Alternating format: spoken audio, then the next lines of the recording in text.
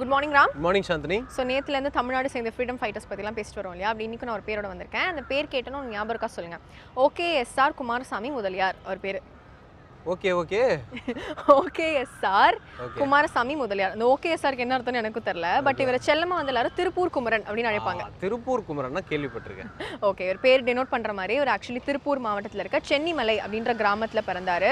October மாதம் 4ஆம் தேதி 1904 பிறந்தாரு. நிறைய இந்தியாவோட ஃப்ரீடம்காக நிறைய விதமான போராட்டங்கள் பண்ணியிருக்காரு. ஸோ அதெல்லாம் நம்ம அடுத்தடுத்த செக்மெண்ட்ஸ்ல என்னன்னு பார்ப்போம். பட் அதுக்கு முன்னாடி வியூவர்ஸ் வெயிட் பண்ணிட்டு இருக்காங்க. குட் மார்னிங் ஸ்டார்ட் பண்ணிடலாமா? ஸ்டார்ட் பண்ணிடலாம். நேயர்கள் அனைவருக்கும் புத்தம் புது காலை வணக்கம்.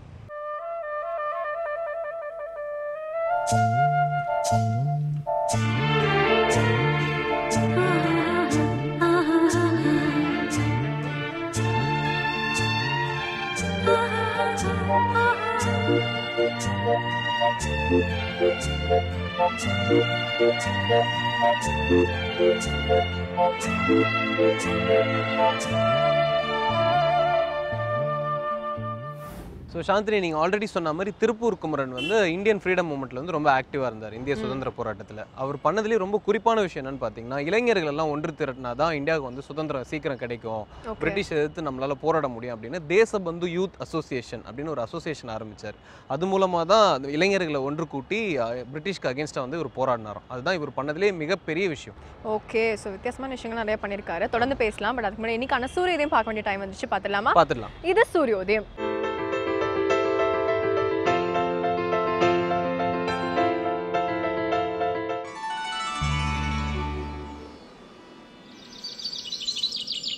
இன்று 26/8/2015 புதன்கிழமை, மன்மத வருடம் ஆவணி மாதம் 9ஆம் தேதி. இன்று சூரியோதயம் 6:02. ராகு காலம் பகல் 12 மணி முதல் 1:30 மணி வரை. யமகண்டம் காலை 7:30 மணி முதல் 9 மணி வரை. குளிகன் காலை 10:30 மணி முதல் 12 மணி வரை.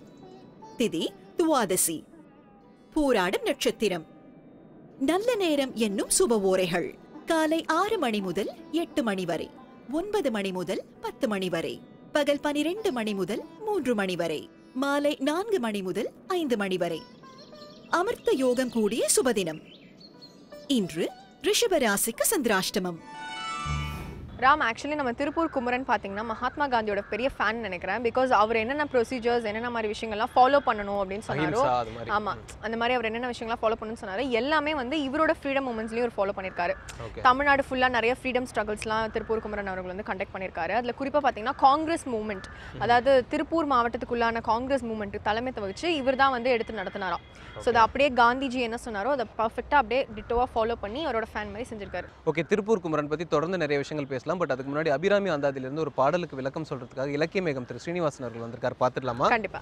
இது அபிராமி அந்தாதி.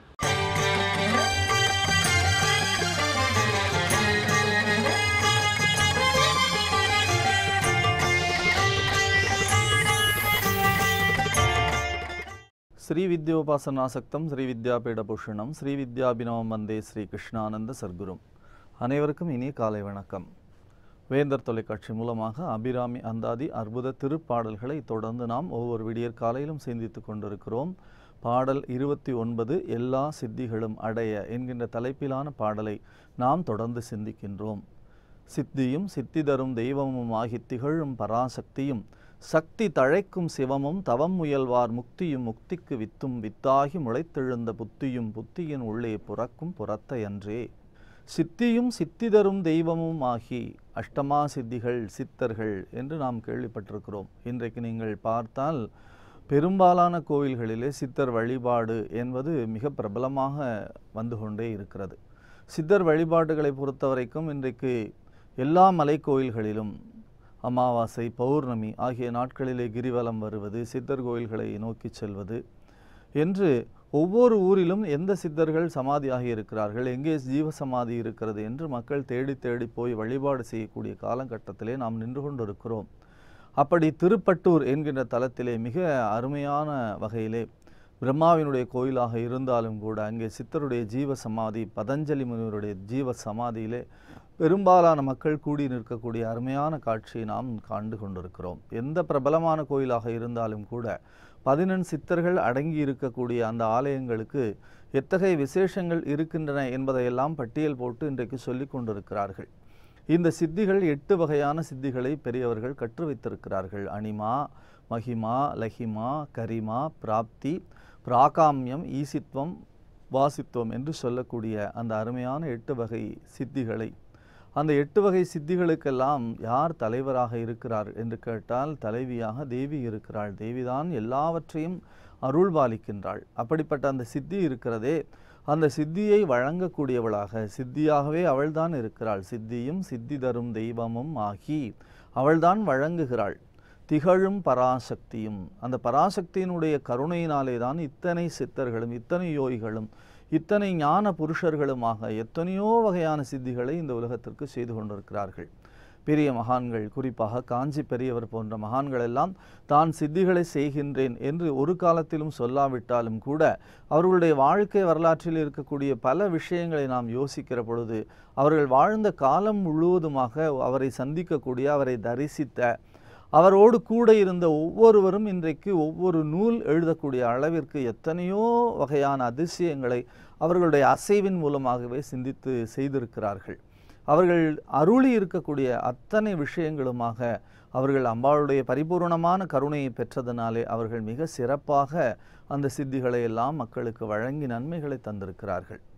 மதுரையை ஆண்ட அபிஷேக பாண்டியன் என்ற மன்னன் காலத்திலே சோமசுந்தர கடவுள் மீது மிகப்பெரிய பக்தியுடையவனாக அவன் இருந்தான். பொதுவாகவே பாண்டியனுடைய வம்சம் மிகச்சிறந்த சிவபக்தி மிகுந்த வம்சம். ஆகையினாலே தான் பாண்டியனுடைய குலத்திலே மீனாட்சியே பிறந்தாள் என்று பெரியவர்கள் சொல்வார்கள். பாண்டியனிலே நாம் பார்த்தோம் என்று சொன்னால் அந்த தலைமுறையிலேயே மிக சிறந்த பக்திமான்களாக அவர்கள் விளங்கி இருக்கிறார்கள். அவர்கள் செய்த பக்தி போல உலகத்திலே யாரும் செய்திருக்க முடியாது என்று சொல்லக்கூடிய அளவிற்கு அவர்கள் இறைவனோடு இறைவனாக சைவத்திலே தமிழிலே ஐக்கியமாகி இருந்த காரணத்தினால்தான் அந்த பாண்டியர்களுக்கு இன்றைக்கும் வரைக்குமாக ஒரு மிகப்பெரிய உயர்ந்த நிலையை மதுரையும் மதுரையை சார்ந்த பகுதிகளும் வழங்கி கொண்டிருக்கிறது.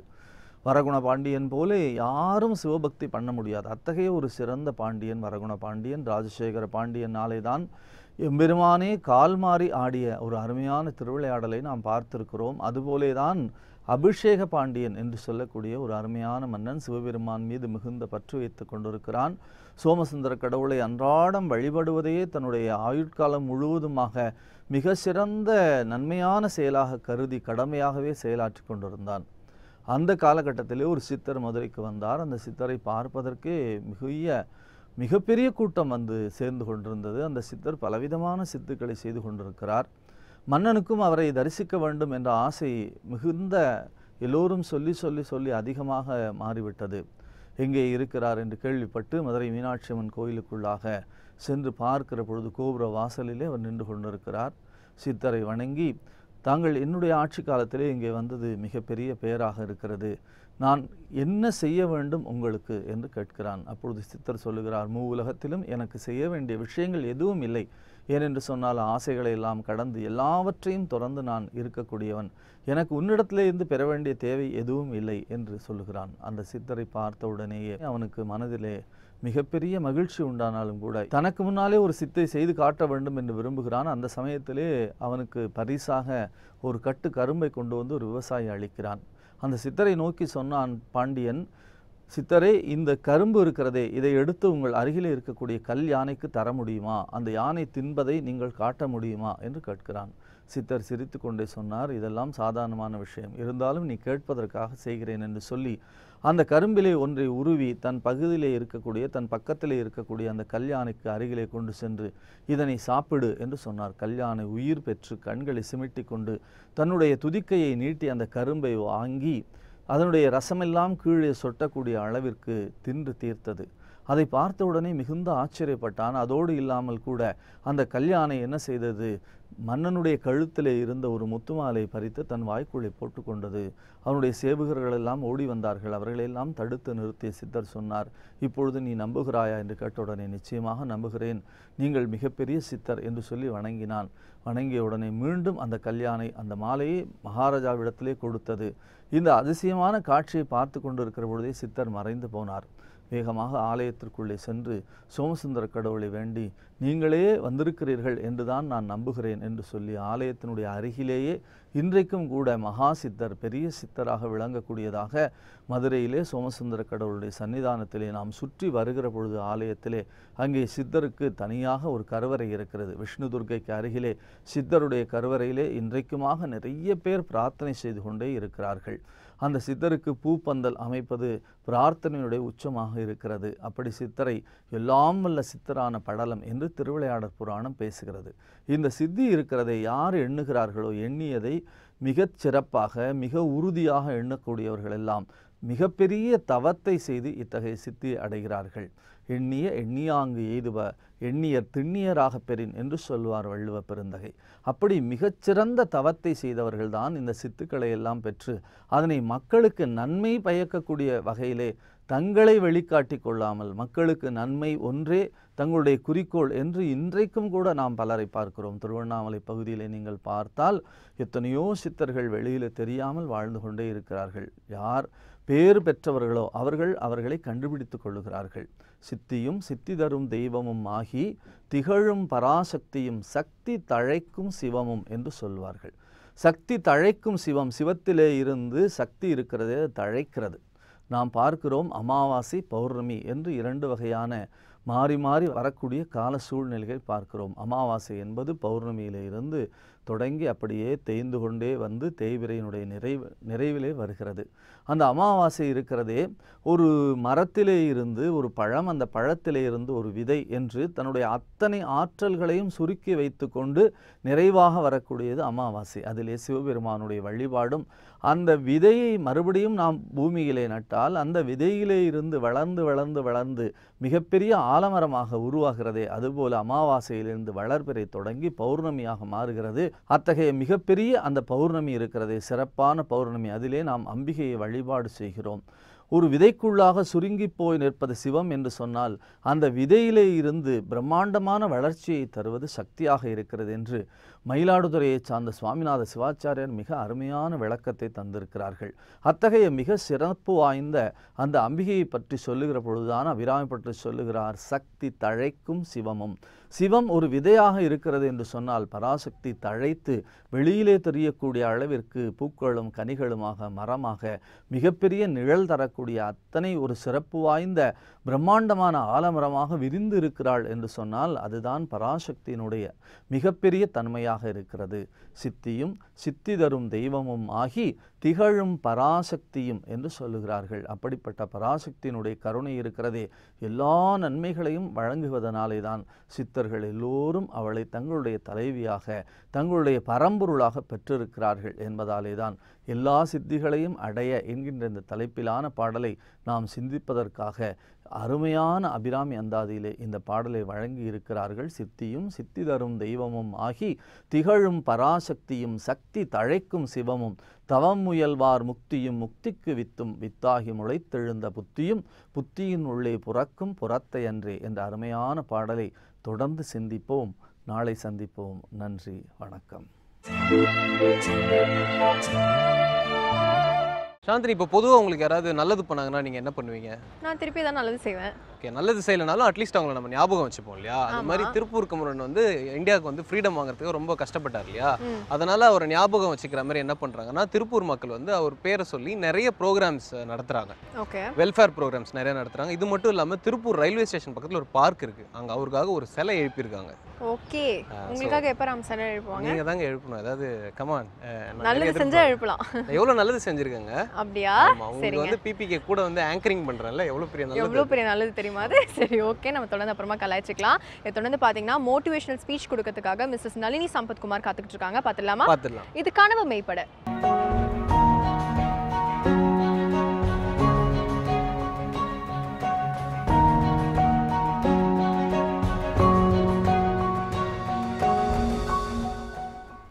வேந்தர் டிவி நேயர்களுக்கு இனிய வணக்கம். வாழ்க்கையில் நிறைய கதைகளை நாம் சின்ன வயசுலேருந்தே படிச்சுக்கிட்டு இருப்போம். இதில் முக்கியமான அக்பர் பீர்பால் கதையை நாம் நிறைய சமயம் படிச்சிருப்போம். ஆனால் அந்த கதைகளை வெறும் கதைகளாக தான் நாம் பார்த்துருப்போமே தவிர அந்த கதைகள் சொல்லி கொடுத்த வாழ்க்கை பாடத்தை நாம் அடிக்கடி யோசிக்கிறோமான்னு பார்த்தா நிச்சயமாக கிடையாது. ஒரு 2 அக்பர் பீர்பால் கதைகள், அந்த 2 அக்பர் பீர்பால் கதைகள் நமக்கு சொல்லித்தரக்கூடிய முக்கியமான வாழ்க்கை பாடங்கள் என்னென்ன அப்படிங்கிறத பற்றி தான் இன்றைய நிகழ்ச்சியில் நாம் டிஸ்கஸ் பண்ண போகிறோம். இந்த கம்யூனிகேஷன் ஸ்கில் அப்படின்னு ஒரு வார்த்தை சொல்லுவாங்க. யாரிடம் பேசுகிறோம், எப்படி பேசுகிறோம், எதை பற்றி பேசுகிறோம் அப்படிங்கிறது ரொம்ப ரொம்ப இம்பார்ட்டண்ட்டான ஒரு விஷயம். இப்போ நான் முதல்ல சொல்லக்கூடிய அந்த அக்பர் பீர்பால் கதையில் பார்த்தீங்க அப்படின்னா, நாம் யாரையுமே பார்த்து சட்டுன்னு ப்ளேம் பண்ணாமல் இருக்கணும் அப்படிங்கிற ஒரு வாழ்க்கை பாடத்தை தான் அந்த கதை நமக்கு சொல்லி கொடுக்குது. சைக்கலாஜிக்கலாக பார்த்தோம் அப்படின்னா, அதிகமான தாழ்வு மனப்பான்மை கொண்டவங்க தான் என்ன பண்ணுவாங்க, மற்றவங்க கிட்ட எந்த மாதிரியான குற்றம் இருக்குது, மற்றவங்க கிட்ட எந்த மாதிரியான குறைகள் இருக்குன்னு தேடி தேடி கண்டுபிடிச்சு மற்றவங்க கிட்ட இருக்கிற குற்றங்களை பற்றியும் குறைகளை பற்றியும் சொல்லிக்கிட்டே இருப்பாங்களாம். நான் இப்போ சொல்ல போகிற இந்த அக்பர் பீர்பால் கதையில் பார்த்தீங்க அப்படின்னா, அக்பர் ஒரு நாள் என்ன பண்ணார், பீர்பாலை கூப்பிட்டு என்ன மாதிரியே ஒரு செல்ஃப் போர்ட்ரேட்டை வரைஞ்சி கொடுங்க அப்படின்னு பீர்பால் கிட்ட கேட்டார்.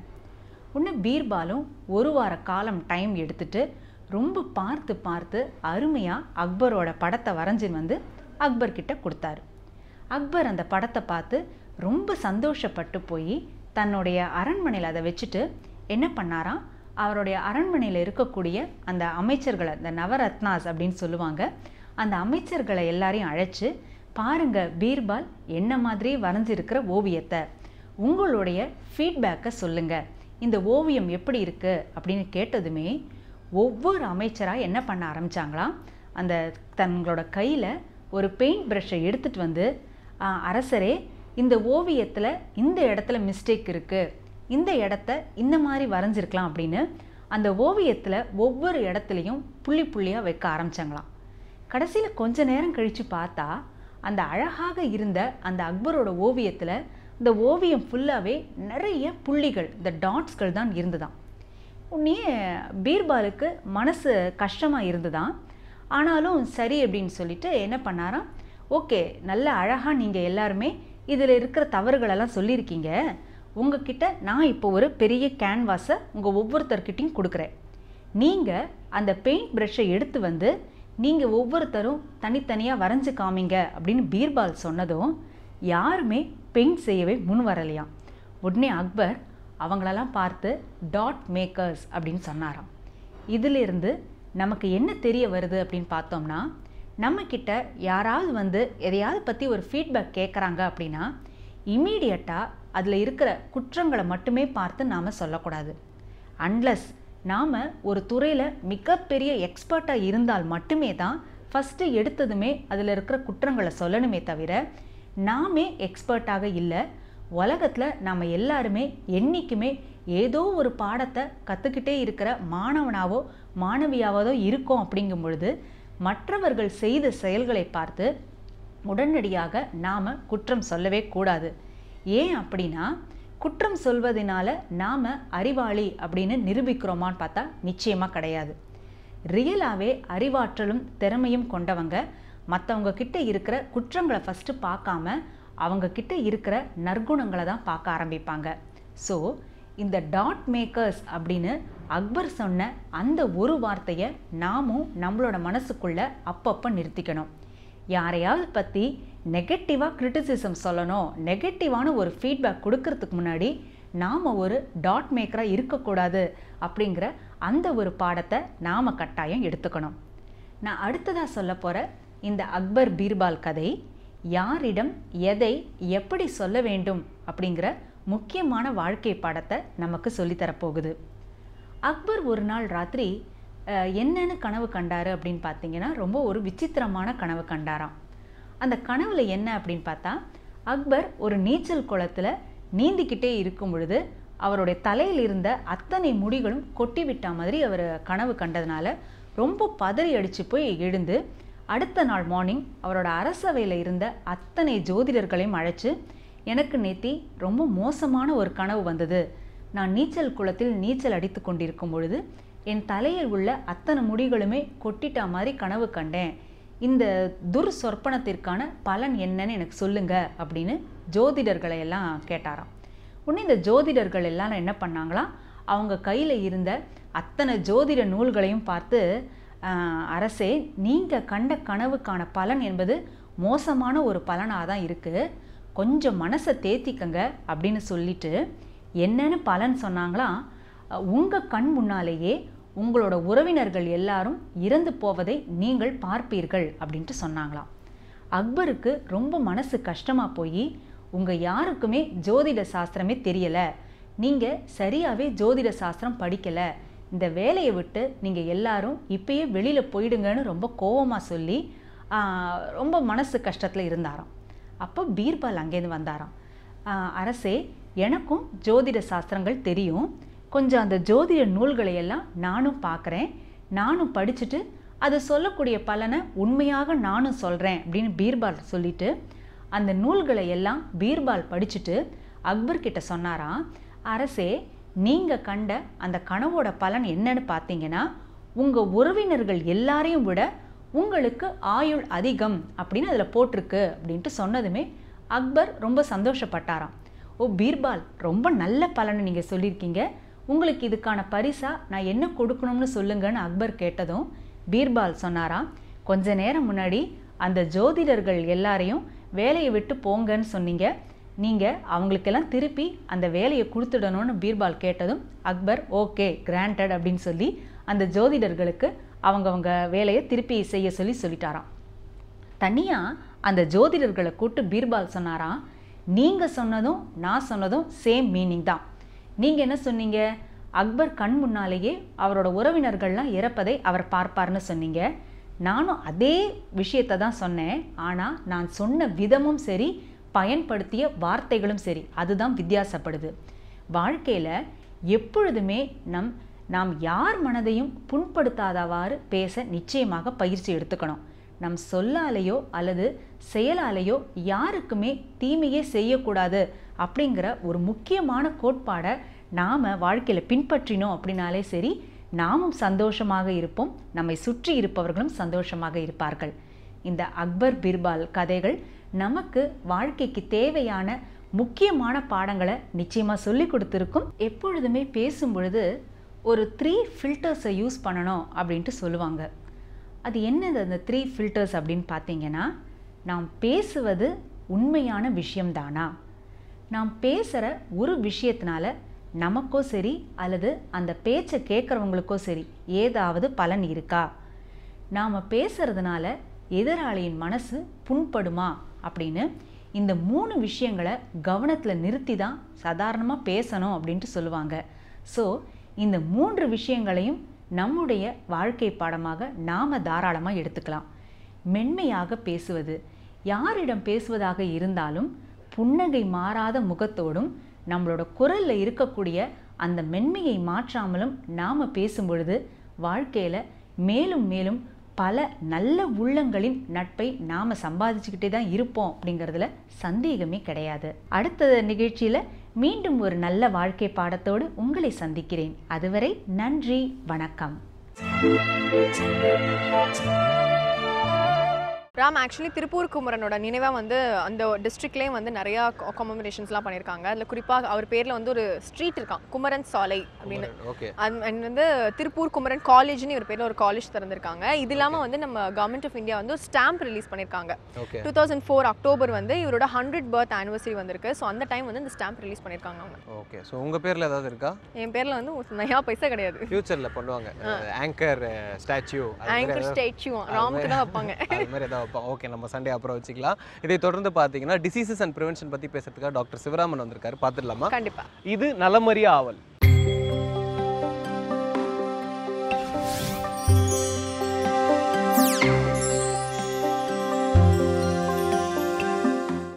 வேந்தர் தொலைக்காட்சி நேயர்களுக்கு காலை வணக்கங்கள்.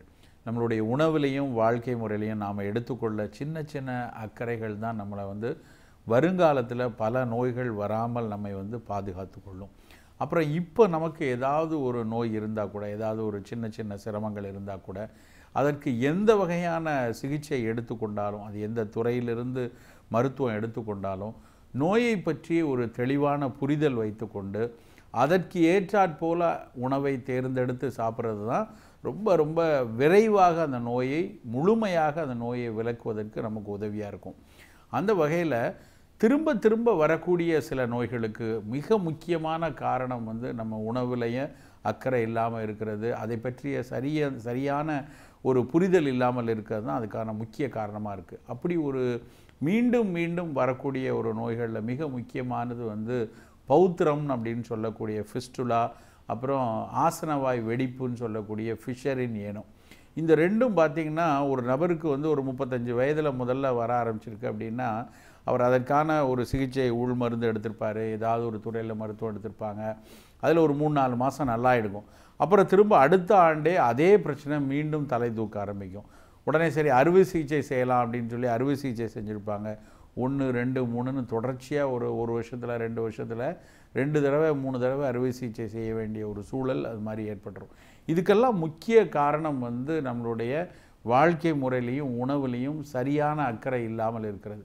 நம்ம என்ன நினைக்கிறோன்னா பல நேரங்களில் ஒரு நோய் வருது அப்படின்னா அது போய் ஒரு அறுவை சிகிச்சை செஞ்சுட்டாலோ இல்லை ஒரு மாத்திரை எடுத்துட்டாலோ அதை போட்டோம்னா அதோடு அதை மறந்துடலாம், அதுக்கப்புறம் நம்ம எப்படி வேணாலும் பழைய மாதிரியே உணவில் இருந்துக்கலாம் அப்படின்னு நினைக்கிறது தான் இந்த மாதிரி மீண்டும் மீண்டும் நோய் தலை தூக்குவதற்கு மிக முக்கியமான காரணம்.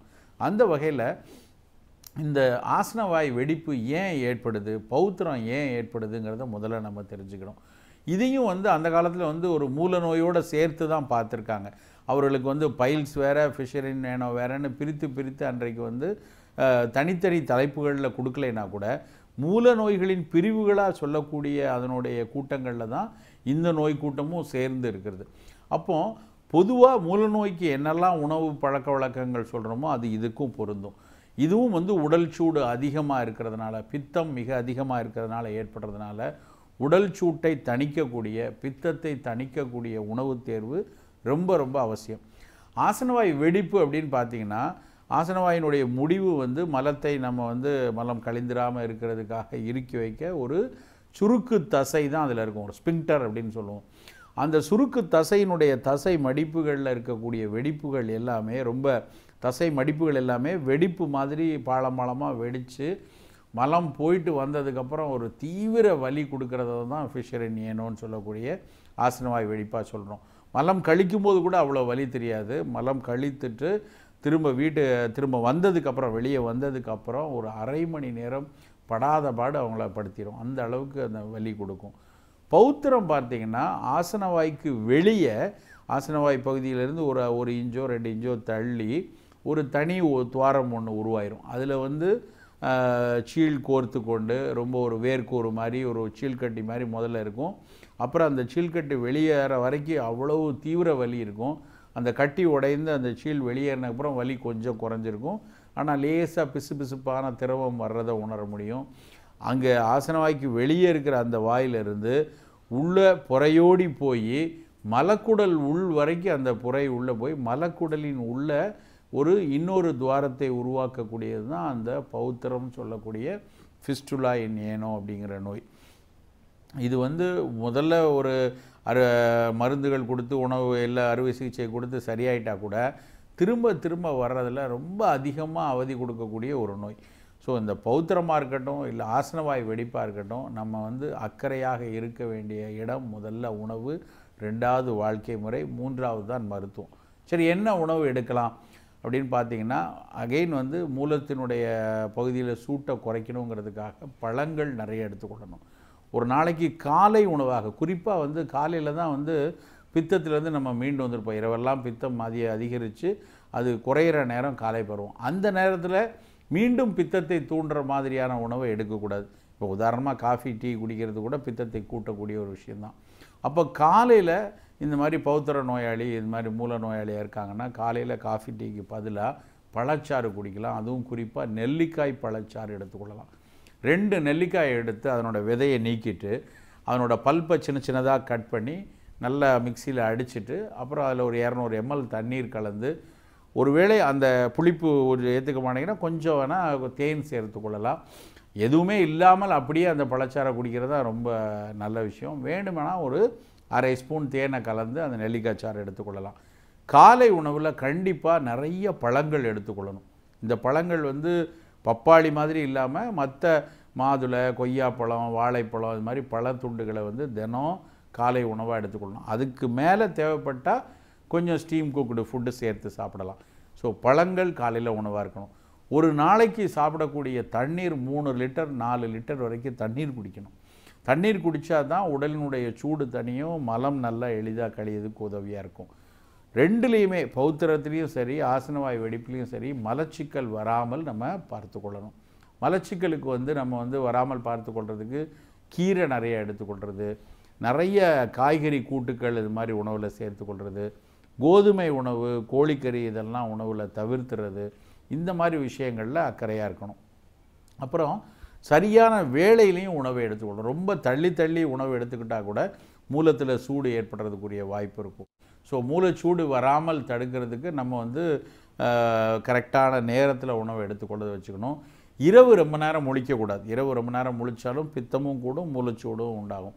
ஸோ அட்லீஸ்ட் ஒரு 7:30 மணி 8 மணிக்கு இரவு உணவு சாப்பிட்டுட்டு ஒரு 9:30 மணிக்கெல்லாம் வந்து இரவு தூங்க போகிற ஒரு தன்மையை வந்து பழக்கத்தை கொண்டு வரணும். உணவுக்கு அப்புறம் வாழ்க்கை முறையில் எடுத்துக்கிட்டிங்கன்னா எண்ணெய் தேய்த்து குளிக்கிறது வந்து நம்மளுடைய பித்தத்தை தணித்து மூல நோய்களினுடைய பிரிவுகள் எதுவுமே கூடாமல் பார்த்து கொள்ளும். அந்த வகையில் வாரத்துக்கு 2 நாள் தலைக்கு நல்லெண்ணெய் வைத்து குளிக்கணும்.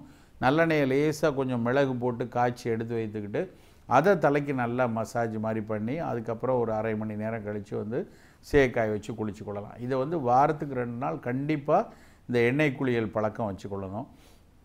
இது தவிர வந்து நம்மளுடைய யோகாசன பயிற்சிகளில் வந்து உடலை குளிர்ப்பிப்பதற்குனே ஒரு பயிற்சி இருக்குது.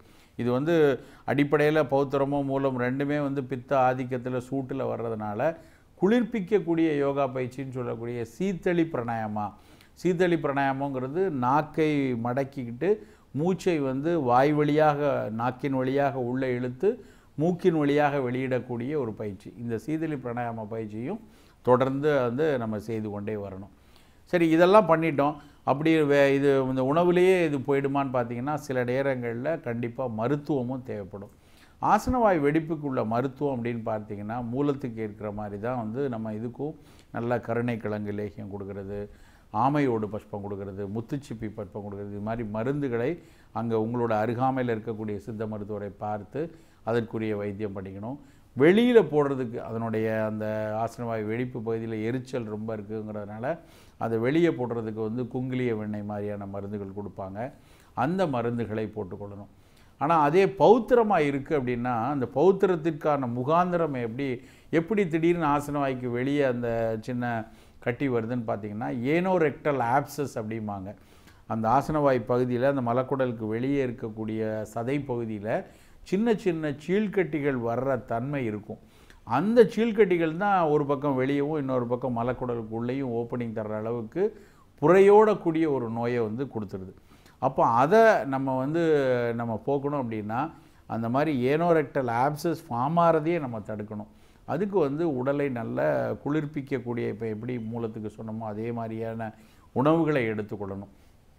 இந்த 2 நோய்கள்லையுமே பௌத்திரத்துலேயும் சரி இந்த ஆசனவாய் வெடிப்புலேயும் சரி ஒரு எளிய பயிற்சி வந்து ஆரம்ப கட்ட நிலையில் மிகப்பெரிய பலனை கொடுக்கும். இந்த அரிப்பு நல்லா குறைஞ்சிரும், வலி குறைஞ்சிரும், ஒரு மோஷன் போயிட்டு வந்தவுடனே ஒரு தீவிர அன்னீசினஸ் வர்ற தன்மையெல்லாம் குறையும்.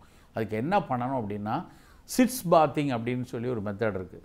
சிட்ஸ் பாத்திங் அப்படின்னா என்னென்னா நம்ம குளிக்க போகிற சமயம் வந்து நம்ம பாத்ரூம்லேயே ஒரு பெரிய அகலமான ஒரு டப்பு ஒன்று போட்டுட்டு அதில் பொறுக்கக்கூடிய அளவில் சூடு பொறுக்கக்கூடிய அளவில் வெதுவெதுப்பான நீரை நிரப்பிக்கணும். அந்த நீரில் நம்மளுடைய பிட்டப்பகுதி அழுந்துற மாதிரி உட்காந்துக்கிட்டு ஆசனவாயை நல்லா சுருக்கி விரித்து செஞ்சோம் அப்படின்னா அந்த சுற்றுப்புறம் இருக்கிற தசைப்பகுதிகளில் இருக்க இன்ஃப்ளமேஷன்லாம் குறையும்.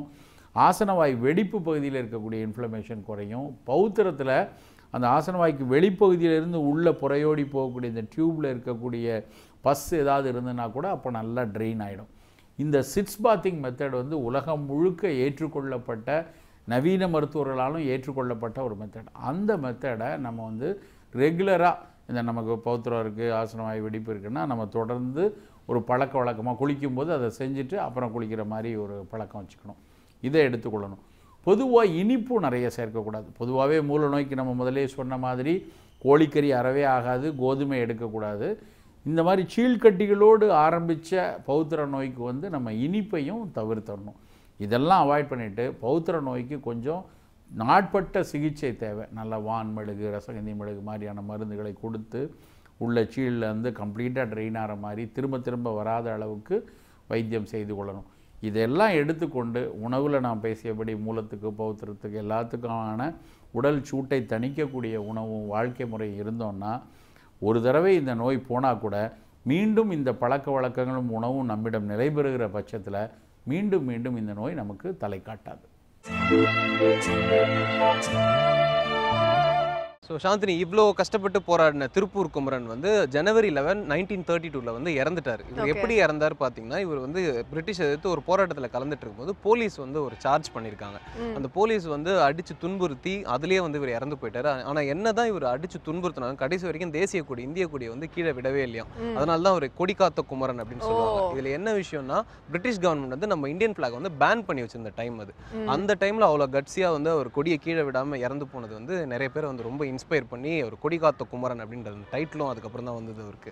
ஓகே, ஸோ கொடிகாத்த குமரன்ங்கிறது எனக்கு தெரியும், பட் அதுக்கு முன்னாடி ஸ்டோரி எனக்கு தான் நான் தெரிஞ்சுக்கிட்டேன். ரொம்ப நல்ல விஷயம். இதை தொடர்ந்து பார்த்தீங்கன்னா 12 ராசிகளுக்கான யோக பலன்களை சொல்றதுக்காக யதார்த்த ஜோதிடர் ஷெல்வி காத்துட்டு இருக்காரு. பார்த்துடலாம். இது யோகம் நல்ல யோகம்.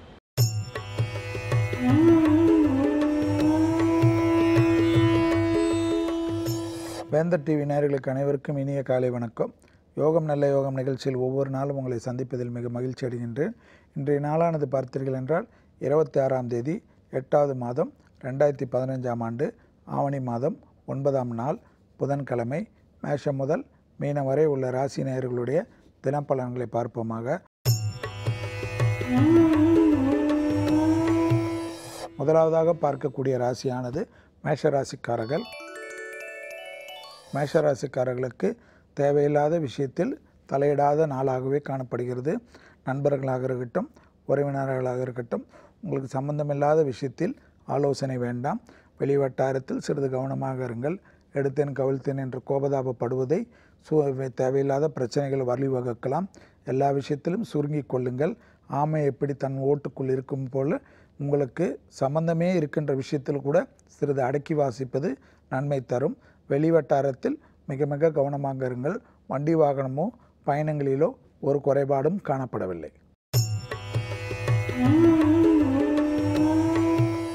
அடுத்ததாக பார்க்கக்கூடிய ராசிக்காரர்கள் ரிஷபராசிக்காரர்கள். சந்திராஷ்டம அமைப்பு உள்ளது என்பதை பரிபூர்ணமாக நினைவில் வைத்து கொள்ளுங்கள். மற்றபடி வெளிவட்டாரத்திலோ உத்தியோகத்திலோ தொழில் அமைப்பிலோ சிறிது கவனமாக இருப்பதும், தேக ஆரோக்கியத்திற்கு அதிக முக்கியத்துவம் கொடுக்க வேண்டும். குடும்பத்தில் ஒற்றுமை குறைபாடு சிலரால் தோற்றுவிக்கப்படலாம். அதனால் பெருமளவு மனசங்கடங்களும் கஷ்டங்களும் ஏற்படலாம். எனவே பிறர் குடும்ப விஷயத்தில் நீங்கள் தலையிடாமல் இருப்பதை போல் மற்றவர்கள் உங்கள் குடும்ப விஷயத்தில் தலையிடாமல் பாதுகாத்து கொண்டாலே ரிஷபராசிக்காரர்களுக்கு இந்த நாள் மிக இனிமையான நாளாகவே காணப்படும். அடுத்ததாக பார்க்கக்கூடிய ராசிக்காரர்கள் மிதுன ராசிக்காரர்கள். மிதுன ராசிக்காரர்களுக்கு குடும்பத்தில் மட்டும் குழப்பங்கள் காணப்படக்கூடிய நாள். உத்தியோகத்திலோ தொழில் அமைப்பிலோ அரசு அமைப்பிலோ தனிப்பட்ட வியாபாரத்திலோ பெரிய அளவு முதலீடுகளிலோ பயணங்களிலோ ஒரு குறைபாடும் காணப்படவில்லை. வேற்றுமொழி மனிதர்கள் மொழி விஷயத்தில் சிறிது கவனம். அவர்களுடன் தொழிலில் இருப்பவர்கள் அதிக எச்சரிக்கை. தேவையில்லாத பிரச்சனைகள் ஏற்படலாம். பயணங்களில் புதிய அறிமுகத்தில் தேவையில்லாத பாதிப்புகள் ஏற்படலாம். உடைமைகள் விஷயத்திலும் சிறிது கவனம்.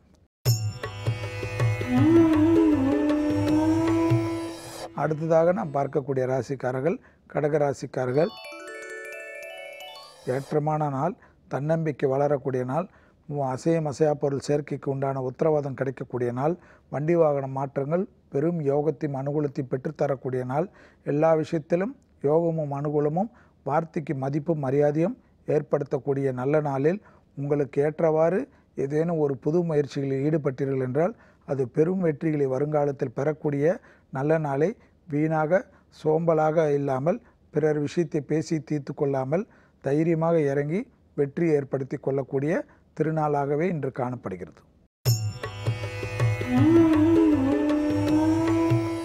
அடுத்ததாக நாம் பார்க்கக்கூடிய ராசிக்காரர்கள் சிம்ம ராசிக்காரர்கள். சிம்ம ராசிக்காரர்கள் கர்ப்பஸ்திரிகள் சிறிது கவனம். மற்றபடி எல்லோருக்கும் அனுகூலமும் சந்தோஷ அமைப்பும் ஏற்படுத்துவதற்குண்டான சாத்தியக்கூறுகள் காணப்படுகிறது. தான் உண்டு தான் வேலை உண்டு என்று இருங்கள். பிறருக்காக ஜவாப் ஜாமீன் கொடுக்காதீர்கள். பிறர் விஷயத்தில் எந்த காது கொடுத்தும் கேட்காதீர்கள். இடது காதாக இருக்கட்டும் வலது காதாக இருக்கட்டும் உங்கள் சம்பந்தப்பட்ட விஷயத்திற்கு மட்டும் திறந்து கொள்ளுங்கள். மற்றபடி அது காது கேட்காத காதாகவே இருந்து விட்டு போகட்டும். மற்றபடி எல்லா விஷயமும் அனுகூலமும் சந்தோஷ அமைப்பும் காணப்படுகிறது. நரம்பு சம்பந்தப்பட்ட உபத்திரம் உள்ள சிம்மராசிக்காரர்கள் மருந்து மாத்திரைகளை மறப்பதன் மூலியமாக நோயின் உபத்திரம் மீண்டும் தாக்கலாம். அடுத்ததாக பார்க்கக்கூடிய ராசிக்காரர்கள் கன்னியா ராசிக்காரர்கள். இரத்தத்தில் ஏற்கனவே கோளாறு உள்ள கன்னியா ராசிக்காரர்கள் சிறிது கவனம். இரத்த கொதிப்பு, சர்க்கரை நோயாளிகள் அதிக எச்சரிக்கை. அதே சமயம் உத்தியோகத்திலோ தொழிலமைப்பிலோ ஒரு குறைபாடும் காணப்படவில்லை. புது பொருள் சேர்க்கை ஆனந்தத்தை பெற்றுத்தரும். அது வரவுக்கு மீறிய செலவுகளாக இருந்தாலும் புது கடனாக இருந்தாலும் புது பொருள் நீங்கள் நீண்ட நாள் கனவு கண்டிருந்த ஒரு பொருள் இன்று உங்களை வந்து அடைவது மற்றற்ற மகிழ்ச்சியும் அனுகூலம் காணப்படும். பிறந்த தம்பதியினர் ஒன்றாவதுக்குண்டான முயற்சிகள் பெரும் வெற்றிகளை ஏற்படுத்தி தரலாம். குடும்பத்தில் தொலைதூர பயணங்கள் உத்தியோக நிமித்தமாக பிறந்தவர்கள் கூட ஒன்று சேருவது பிராப்தத்தை ஏற்படுத்தி தரும். அடுத்ததாக பார்க்கக்கூடிய ராசிக்காரர்கள் துலா ராசிக்காரர்கள். யோகமான அமைப்பு, எடுத்த காரியத்தில் ஜெயம், வாக்குக்கு மரியாதை, குடும்பத்திலும் சரி வெளிவட்டாரத்திலும் சரி புது பொருள் சேர்க்கை ஆனந்தத்தை ஏற்படுத்தி தரும். நண்பர்கள் மத்தியிலும் உறவினர்கள் மத்தியிலும் அவர்களுக்கு வேண்டிய பல விஷயத்தில் உங்கள் ஆலோசனைகள் பெரும் வெற்றிகள் ஏற்படுத்தி தரும். புகழும் பெருமையும் பெரிய அளவு யோகத்தையும் அனுகூலத்தையும் ஏற்படுத்தி தரும். படிப்படியாக நல்ல முன்னேற்றம் ஏற்படுத்தி தரும். வண்டி வாகனத்தில் இருந்த பிரச்சனைகள் பரிபூர்ண நிவர்த்தி ஏற்படுகிறது. புது அசையா பொருள் சேர்க்கை ஆனந்தத்தை பெற்றுத்தருவதனால் பெண்களுக்கு யோகமும் அனுகூலம் தரக்கூடிய நல்ல நாளாகவே துளாராசிக்காரர்களுக்கு காணப்படுகிறது. அடுத்ததாக நாம் பார்க்கக்கூடிய ராசிக்காரர்கள் விருச்சக ராசிக்காரர்கள். விருச்சக ராசிக்காரர்களுக்கு எடுத்த காரியத்தில் ஜெயம், அனுகூலங்கள் எல்லாம் காணப்படுகிறது. தொழிலில் மிகப்பெரிய யோகமும் அனுகூலம் காணப்படுகிறது. இடமாற்றம், உத்தியோக மாற்றம், பதிவு உயர்வு, தடைப்பட்டிருந்த பதிவு உயர்வு அமைப்புகள் நிவர்த்தி ஏற்படுகிறது. எடுத்த காரியத்தில் ஜெயம், அரசாங்கத்திலிருந்து கௌரவம் கிடைக்கிறது. அரசு துறையை சார்ந்தவர்கள் மேலும் மேலும் நல்ல புகழ் பெறுவீர்கள். உன்னதமான நிலைமைக்கு வருவீர்கள். உத்தியோகம் எது என்று தெரியாதவர்கள் கூட விசிட்டிங் கார்டு போடக்கூடிய அளவுக்கு தன்னம்பிக்கை வளரக்கூடிய அமைப்பு விருச்சிக ராசிக்காரர்களுக்கு காணப்படுகிறது.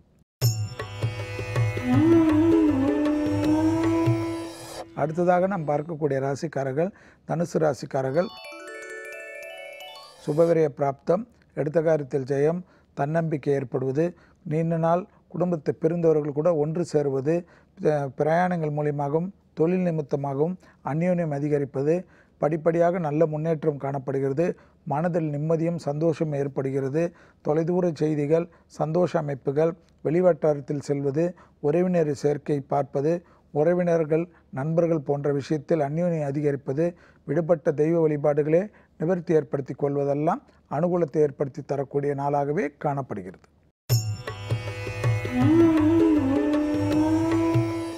அடுத்ததாக நாம் பார்க்கக்கூடிய ராசிக்காரர்கள் மகர ராசிக்காரர்கள். சுபவிரய பிராப்தம், வரவுக்கு மீறிய செலவுகள் காணப்பட்டாலும் அது சுப செலவுகளாக காணப்படுகிறது. அதே சமயம் வங்கி அட்டைகளில் வீட்டிலே வைத்துவிட்டு செல்வதே நன்மை தரும். அரசு விரோத காரியங்களில் ஈடுபடுபவர்களின் நிழல் கூட அண்டாமல் பாதுகாத்து கொள்ளுங்கள். அஷ்டமத்தில் உள்ள சூரியனால் தேவையில்லாத பிரச்சனைகள் ஏற்படலாம். தேக ஆரோக்கியத்தில் மிக கவனம். எடுத்தேன் கவிழ்த்தேன் என்று யாரையும் பேசாதீர்கள். பொறுமையாக இருங்கள். எந்தவித கையெழுத்திடுவதற்கு முன்பாக படித்து பார்த்துவிட்டு கையெழுத்திடுவது நன்மை தரும். ஏற்றம் அனுகூலம் காணப்படுவதை சரியாக முறையாக பயன்படுத்தி கொள்ளுங்கள். அடுத்ததாக நாம் பார்க்கக்கூடிய ராசிக்காரர்கள் கும்ப ராசிக்காரர்கள். லாபமான நாள், படிப்படியாக நல்ல முன்னேற்றம், பணத்தில் ஏற்பட்ட இந்த பாதிப்புகள் நிவர்த்தி, குடுக்கல் வாங்கல் பிரச்சனைகள் நிவர்த்தி, அரசு விரோத அமைப்பிலிருந்து சட்ட சிக்கல்களிலிருந்து பரிபூர்ண நிவர்த்தி, வழக்குகள் உங்களுக்கு சாதகமான அமைப்பை ஏற்படுத்தி தரும். அதே சமயம் யாரையும் பழி வாங்கலாம், யாரையும் அதை செய்யலாம் என்ற எண்ணத்தில் இருந்தால் பெரும் சிக்கல்களும் கஷ்டங்களும் ஏற்படுத்தி விடலாம். தொலைதூர செய்திகள், நன்மைகள் அனுகூலங்கள் காணப்படுகிறது. எடுத்தேன் கவிழ்த்தேன் என்று உணர்ச்சி வசப்படுவதை மட்டும் கும்பராசிக்காரர்கள் நிவர்த்தி பண்ணுவதே நன்மை தரும். அடுத்ததாக நாம் பார்க்கக்கூடிய ராசிக்காரர்கள் கடைசி ராசிக்காரர்கள் மீன ராசிக்காரர்கள். உத்தியோகத்தில் மேன்மை, படிப்படியாக நல்ல விஷயங்கள், தைரியம் தன்னம்பிக்கை வளருவது, எதிரிகள் பிரச்சனை பரிபூர்ண நிவர்த்தி ஏற்படுவது, எதிரிகளுடன் அந்யோன்யம் அதிகரிப்பது, எடுத்த காரியத்தில் ஜெயம் ஏற்படுவது, தொட்டது தொடங்கக்கூடிய காலகட்டமாக காணப்படுகிறது. உத்தியோகத்தில் காணப்பட்ட இந்த சுணக்கங்கள் பரிபூர்ண நிவர்த்தி ஏற்படுவது, அரசாங்க அமைப்பில் உள்ளவர்கள் மிகப்பெரிய ஏற்றத்தை பெறுவது, படைப்பாளிகள் புது ஒப்பந்தங்கள் ஏற்படுவது, விடுபட்ட தெய்வ வழிபாடுகள் நிவர்த்தி ஏற்படுவது, குடும்பத்தில் உள்ள பெற்றோர் பெரியோருடைய அமைப்புகள் மிகப்பெரிய சந்தோஷமும், பூர்வீகத்தில் இருந்த பிரச்சனைகள் பரிபூர்ண நிவர்த்தியும் ஆனந்தத்தை பெற்றுத்தரக்கூடிய நாளாகவே காணப்படுகிறது. மீண்டும் நாளை யோகம் நல்ல யோகம் நிகழ்ச்சியில் சந்திப்பதில் மகிழ்ச்சி அடைகின்றேன். நன்றி, வணக்கம். ஸோ ராம், இன்னைக்கு திருப்பூர் குமரன், அதாவது OKSR குமாரசாமி முதலியார், ரொம்ப கன்ஃபியூஸ் பண்ணாதீங்க, கொடிகாத்த குமரன். சரி, கொடிகாத்த குமரன் அவரோட வாழ்க்கை வரலாறு, அருமை பெருமைகள் எல்லாமே பார்த்தோம். குறிப்பாக வந்து ஒரு காந்திஜி ஃபேன் அப்படின்றது வந்து எல்லாருக்கும் ரிஜிஸ்டர் பண்ணுற மாதிரி நிறைய விஷயங்கள் சொன்னோம். ஓகே, ஸோ இதை நம்ம கிளம்பிய டைம் வந்துச்சு, கிளம்பிடலாமா? தாராளமாக கிளம்பலாம். ஓகே, ஸோ இதே மாதிரி நாளைக்கும் வித்தியாசமான ஒரு தமிழ்நாடு ஃப்ரீடம் ஃபைட்டரோட உங்களை வந்து சந்திக்கிறோம். And this Chandini Mathivanan and Ram signing off from native team of Putham Pudhu காலை. பாய்.